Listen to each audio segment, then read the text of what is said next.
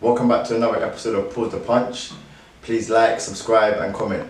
I'm joined here with a special guest today. This special guest is a British welterweight boxer, and I'm joined by no one else than Mr. Too Slick, Chris Kongo. Chris Kongo, yeah. I'm good, how are you doing? Not too bad, bro.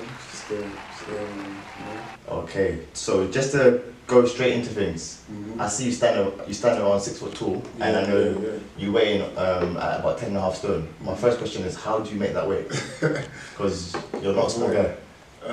One, I just train really hard. Yeah. That's the main thing. And two, I think the way I get down is just I do loads of running.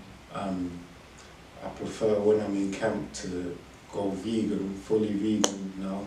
Okay. Which is a thing that I've been doing for a while, so that's how I get my weight down. Okay, so you spoke about your vegan diet. What sort of things do you consume as part of your diet? Obviously when you're vegan, it all depends. Sometimes I might go just a week just eating fruits. I'm basically sponsored and sort of like in partnership with Eat of Eden, which is a vegan shop in Brixton. Okay. And they got one in Clapham now. And they do loads of healthy foods and drinks, such as I might go in there with a lentil stew meal, which is very healthy, chickpea curry meal, anything what I feel on the day. So a lot of vegan food I do eat during camp. Okay, and how does this affect your mood? Because these foods you're saying are not really exciting meals. So you know what, you get used to it, innit? Your taste buds get used to it, and the more you eat it, just the more you feel good. Like I generally feel good when I eat these things, and I generally feel better within myself. And obviously I've got little other gems that I use, but I just keep that to myself. Okay. Yeah. That's interesting. Let's move forward. You was a very good amateur. Very good amateur record. You had around 90 fights, and you won around 70 of those fights. What was it like just going through the amateur ranks? I think amateurs was sort of the best experience and time in my boxing career, because as an amateur, if you was good, you're getting places. Yeah. And I think I was alright, so I got to become #1 in the UK 3 times. Yeah. And I got to be able to box for Team GB, which was probably the best experience of my whole career. I was getting paid to go and fight for the country in different countries, and just traveling around the world, which was just an experience in itself. So yeah, I really enjoyed it, man. And what benefits would you say come from being part of Team GB as opposed to someone who didn't get the opportunity? How much more difficult is it for them to make their name or within the boxing realms? It's difficult, but it's more of all training hard and just I feel I like to say it in terms of just going back to basics as an amateur and just building with your coach. So I built with my coach. I only ever had one coach, so I was loyal to him as an amateur. And I realised that at times where it didn't go well for us, we might argue and have this and have talk about this and that, but I feel like in the next performance, it actually made me grow as a person. So I think obviously having one coach and be able to build and bond with them. Also, if like for anyone else in the amateurs willing to get on Team GB, just push, man. Yeah. Because it's sort of the best experience that you ever get. Just flying out to different countries and just fighting all different styles, which sort of 2 pictures here of 2 people in your division. Yeah. 2 people that are highly spoken about. Talk to me. 2 talented people. And I'm gonna call this pause or punch. Okay. So you have to pick one of the 2. Pause means I wouldn't fight them just right now, and punch as in I'm ready to go. If I saw them now, it's on site. Yeah. So I'm gonna show you the 2 photos. Have you got a guess of who they are? No. Okay, I'll show you the first one. Punch straight. Damn! Conor Ben.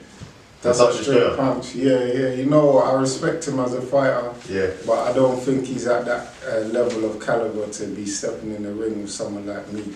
So it's just my confidence. I believe in myself, and I get a lot of people, like random people that I don't even know, just tagging me in these pictures, saying fight Chris Kongo. But I'm not really into all that Instagram stuff. if I really wanted to fight you, I know where you are. I will find you in it, and yeah, we'll just. You sound like you want that fight. You sound like you want that fight now. Of course I want Would you that take fight. it if it I'll was take now? it. I'll take it now. I will take it right now. There'll be Okay. no games, and yeah, we'll get this on straight. Okay, and the next name I've got is an interesting one. Yeah. I don't know if you can figure it out. He's a highly decorated amateur, just like you are. Yeah. He's been knocking people out in the pro ranks. Very slick. Not too sure if he's as slick as you. I'll leave you to be the judge of that. Yeah. And it's no one else other than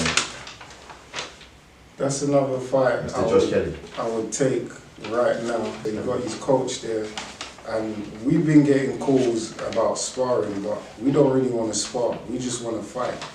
He keeps calling Jimmy Mack saying, yeah, can we get some sparring? We'll pay Chris for sparring. Yeah. But at the time, when he called, I think he called twice. The first time, I already had sparring lined up because we like to organise our sparring In advance, yeah. in advance. And the second time, I got called out for someone from Broner's camp, Robert Easter Jr. So I was supposed to spar. I was going to go out to America to spar him for his fight with the Cuban. So I wasn't able to get the sparring going. But if I think about it now, we don't really want to spar. We just want to fight and make the fight happen. So go straight into it. Next year, yeah, man, that's a straight punch for me. So both of them are straight punches for me. 100%. Both of these guys are Matchroom. Yeah. In terms of making that fight, if you could only pick one, which fight would you prefer? And which is better for your career at this point in time? See, you got to look at both sides to it. Obviously, Josh Kelly's the harder fighter. Yeah. But Conor Ben, because of his dad's name and because of the Ben name, I think that would be more of a lucrative fight for me. Yeah. But all depending what titles are on the line and who's actually willing to fight, because we've had people like Tyrell Nurse, the most experienced guy in the division, he doesn't want to fight. So would these guys want to fight? I don't know. You're scheduled to fight him though. What happened to that? He pulled out. Basically, he calls himself a fighter. He pulled out on the week of the fight. I only found out I found out 2 days before we were supposed to fight. He pulled out? He pulled out, but then he said something that he had a hand injury, so I thought, yeah, he's probably out for about 6 to 8 weeks. Yeah. And then 2 weeks later, I was in my bed and I got a Twitter message from a friend tagging me in Tyrell Nurse. He was in a fight. He boxed a journeyman 2 weeks later. So it shows what kind of guy, what kind of character he has, and he didn't really want to fight me.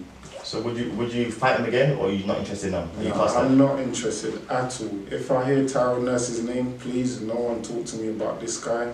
He's not a fighter. He doesn't want to fight someone like me. I'm dangerous.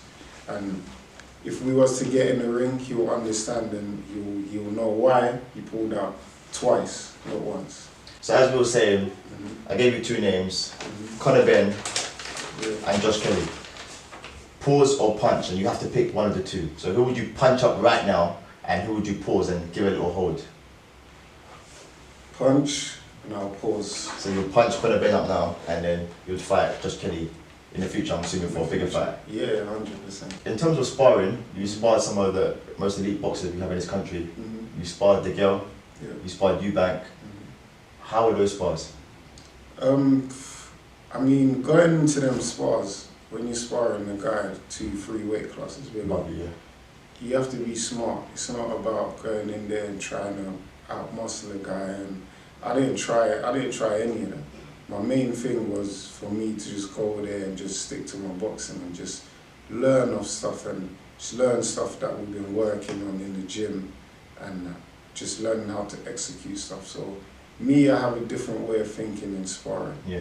And for me, if I'm practicing something with my coach and drilling, let's say a left hook to the body, and I land it once, that's me. For me, I've won that. You benefit from that? Yeah, I've benefited. I've been able to land the shot. For me, I've won the round. Yeah. I don't care how many times you hit me or you might have won the round, but for me, in my head, I've won that round. So, yeah, it was both good experiences, and I would always do it and spar all the top boys. I don't mind. Eubank seems very aggressive in the gym. He likes to throw a lot of punches, very vicious uppercut, good right hand. How different was that sparring from the girl? 'Cause I assume that was a bit more maybe like a toe-to-toe sort of slugfest. Yeah, I think with the girls sparring it was more technical because it's very classy and smart, so you have to be smart with them. I think with you, Bankway, just a lot of the time you want to just take my head off. And the best thing to do, because that's the type of guy That's who's what in guy the is, ring. yeah. Bro, you gotta be a villain in the ring. Yeah. You gotta be Fight or flight. that. Yeah, you gotta be that predator, and he's a predator. You know what I'm saying? So he come from me. He didn't care that I was welterweight, but the main thing was just boxing and just being able to box and use my skills, use my movement. And whereas he was actually trying to knock me out, the best thing I could do was just counter him, because he was always leading. Yeah. All I want to do was, once he goes, I'm gonna go second, and then if he goes again, I'm gonna defend that and then go again. So we're just working on my defense and working on my counter. It's good. I'm really interested in getting to know more about you, Chris. So just outside of boxing, other interests. So I've set up a little experiment. So I've got 10 sort of questions in here, just so we can get a better idea of sort of what other things you do and what your interests are outside of boxing. Dream holiday destination.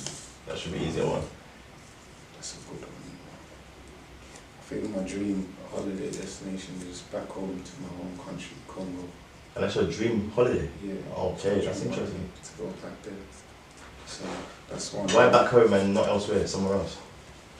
I bet a lot of people see back home as somewhere they go anyway, maybe. So that's why I was asking, why not maybe somewhere more tropical, more It's Maldives? just the motherland, innit? You know what I'm Okay. saying? Just where I'm from and that, so. That's good, that's good. I wasn't expecting to say that.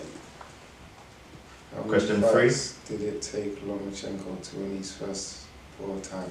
Yeah, this is a little quiz one. How many fights did it take Loma to win his first world title? I think it was 3, you know. Yeah. Yeah, it's free, yeah. Come on. I've known Lomachenko since I Good was enough, a yeah. kid, you know. Favourite musician, any genre, Meek Mill. Meek Mill? Yeah. Of all time? Of all time? Yeah, of all time. So any genre of all time? I'd Meek Mill. I Okay. say Meek Mill right now. Well, yeah, but all time got packed though. There's a lot, that's what I'm trying to say, so you need to think about it. Yes. Boy, Okay, say one current and then say of all time. Okay, of all time, Tupac, all day, every day, and Current Meek. current Meek Mill. If he was involved in a pub brawl and you could take any 2 boxes with you, who would you take? So you're involved in a pub brawl and you can only bring 2 boxes with you. Who would you bring? I'm interested to see who you're actually going to bring with you. I'm bringing big punches, you know. I've got someone in mind. I don't know if that person is someone who you're thinking about. I've got someone in mind who I thought you would bring with you. But say what you're saying and then we'll see if it's the same. One, my brother, because he was Okay. a big puncher, and 2, Deontay.